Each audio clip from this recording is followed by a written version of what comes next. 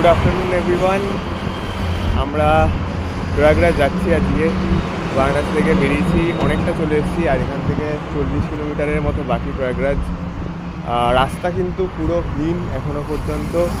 মোদিজির আজকে, প্রাইম মিনিস্টারের আজকে আসার কথা ছিল। আমরা ভেবেছিলাম হয়তো কিছু ডাইভারশন পাবো বা রাস্তা ব্লক থাকতে পারে, যদিও এখনও অনেকটা যেতে হবে, 40 কিলোমিটারটা যেতে হবে। বাট যা এলাম পুরো ক্লিন রাস্তা। আর বারাণসীতে কিন্তু আরতি আর বোটিং দুটোই শুরু হয়ে গেছে। আরতি সব ঘাটেই হচ্ছে, সকাল সন্ধ্যে দুবেলাই হচ্ছে।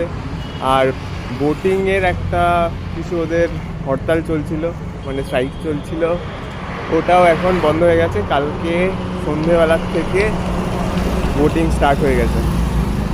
আমরাও বোটিং করে নিয়েছি। আর সেই সব কিছু দেখার জন্য তোমাদের অবশ্যই ব্লগটা দেখতে হবে। আর এখন এই আপডেটটুকুনি দিয়ে রাখলাম। আজকে 5 তারিখ।